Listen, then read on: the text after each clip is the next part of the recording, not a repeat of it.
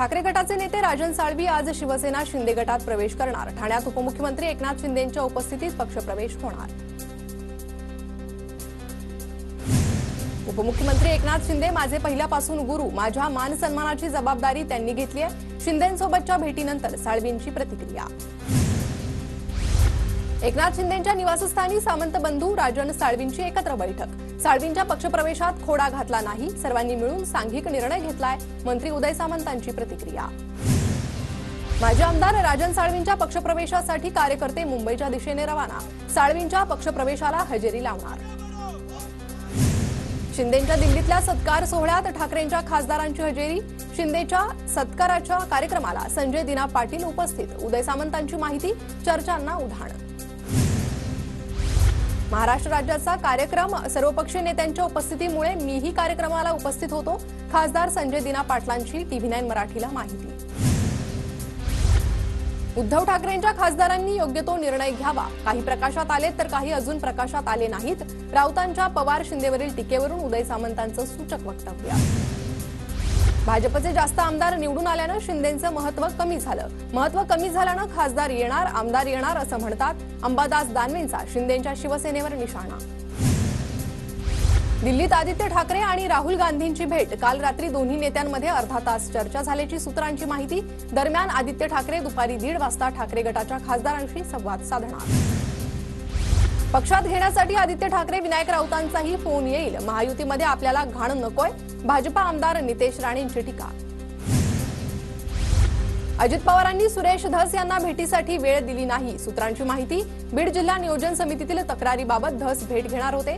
दादांनी भेटीची वेळ न दिल्यानं धस बीडच्या दिशेने रवाना, सूत्रांची माहिती।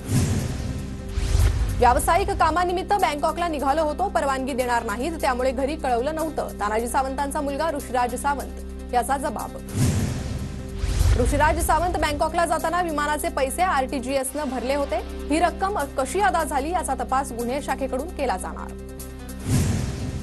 प्रदेशाध्यक्षपदाची जबाबदारी दिली असती तर मी पार पाडली असती। प्रदेशाध्यक्षपदासाठी अनेकांकडून माझ्या नावाची शिफारस, पक्षानं दिलेली जबाबदारी मी वेळोवेळी पार पाडली। हर्षवर्धन सपकाळ यांच्या निवडीवर विजय वडेट्टीवारांची प्रतिक्रिया। इंडियाज गॉट लेटेंटच्या स्पर्धकांनाही आरोपी करण्याची तयारी। अश्लील टिप्पणी केली असल्यास स्पर्धकांनाही आरोपी करा। समय रैनाच्या शोबाबत सायबर विभागाचं स्पष्टीकरण। वादग्रस्त वक्तव्याबाबत अलाहाबादिया रैनाविरोधात गुन्हा। इंडियाज गॉट लेटेंटचे सर्व भाग डिलीट। सायबर सेलकडून रणवीर अलाहाबादिया रैनासह 40 जणांवर गुन्हा दाखल। इंडिया गॉट लेटेंट कार्यक्रमाविरोधात मनसे आक्रमक। अश्लील कार्यक्रमांवर तात्काळ बंदी घाला आणि कडक कारवाई करा, अन्यथा उग्र आंदोलन करणार। मनसेचं मुख्यमंत्री उपमुख्यमंत्र्यांना निवेदन। मालेगावात बांगलादेशी रोहिंगे प्रकरणात दुसऱ्या वकिलाला अटक। बनावट कागदपत्र तयार केल्याचा आरोप। सोमय्यांनी दाखल केलेल्या तक्रारीनंतर 2 वकिलांवर कारवाई। मालेगाव बांगलादेशी प्रकरणाची चौकशी ATS मार्फत करा। विश्व हिंदू परिषद हिंदुत्ववादी संघटनांची मागणी। घुसखोरांना तातडीनं बाहेर काढा, पोलीस अधीक्षकांना निवेदन। एसटी महामंडळाच्या 3360 एकर जमिनीचा विकास करण्यासाठी सरकारकडून विकासकांना आमंत्रण। सरकार लवकरच 150 ते 160 निविदा काढणार। राज्याचे परिवहन मंत्री प्रताप सरनाईकांची माहिती। घाटकोपर होर्डिंग दुर्घटना प्रकरणाच्या चौकशी समितीला मुदतवाढ। येत्या 31 मार्चपर्यंत अहवाल सादर करण्याचे गृह विभागाचे आदेश। येरवडा ते कात्रज भुयारी पद्धतीनं मेट्रो मार्गाचा अहवाल सादर करा। मुख्यमंत्री फडणवीसांच्या अहवाल सादर करण्याच्या सूचना। तर PMRDAचा अर्थसंकल्प सादर। 4593 कोटीचा अर्थसंकल्प मंजूर। वसई विरारमध्ये शिंदेंच्या शिवसेनेत जोरदार इनकमिंग सुरू। आमदार रवींद्र फाटक यांच्या उपस्थितीत आज ठाकरेंची शिवसेना, काँग्रेस, बविया पदाधिकाऱ्यांचा जाहीर पक्षप्रवेश।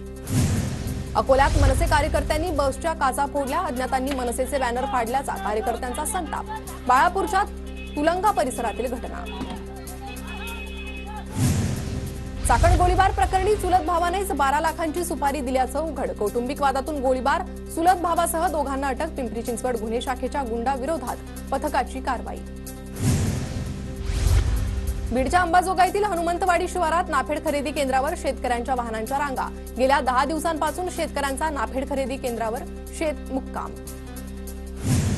साताऱ्याच्या शिरवळ MIDC परिसरात जुन्या वादातून 22 वर्षीय युवकाची हत्या केल्यानंतर आरोपीकडून पोलिसांसमोर आत्मसमर्पण।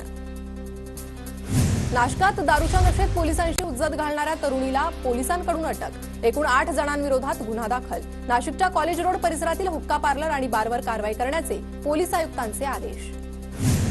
कानपूरमधील भोंदूबाबाला नाशिकच्या ग्राहक न्यायालयाकडून दंड। भूतबाधा दूर करण्यासाठी पीडित महिलेकडून 2.5 लाखांची रक्कम घेत ऑनलाईन केली होती पूजा। ग्राहक न्यायालयाच्या निर्णयाचे अंधश्रद्धा निर्मूलन समितीकडून स्वागत। मुख्यमंत्री तीर्थदर्शन योजनेतून सोलापुरातील 800 ज्येष्ठ नागरिक जगन्नाथपुरीकडे रवाना। ज्येष्ठ नागरिकांना घेऊन जाणाऱ्या रेल्वेला जिल्हाधिकाऱ्यांकडून हिरवा झेंडा।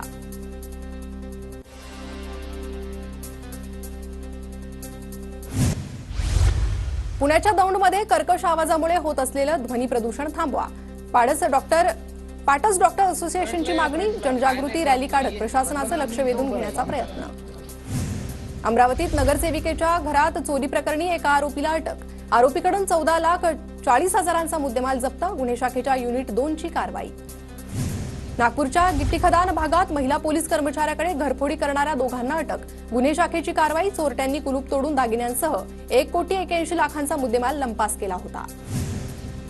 नागपूरच्या काटोलमध्ये तेलंगणा एक्सप्रेसमध्ये रेल्वे पोलिसांची मोठी कारवाई। हैदराबादमधून दागिने, विदेशी चलन आणि रोकड चोरणाऱ्या टोळीला अटक। चोरट्यांकडून 1,55,00,000चा ऐवज जप्त।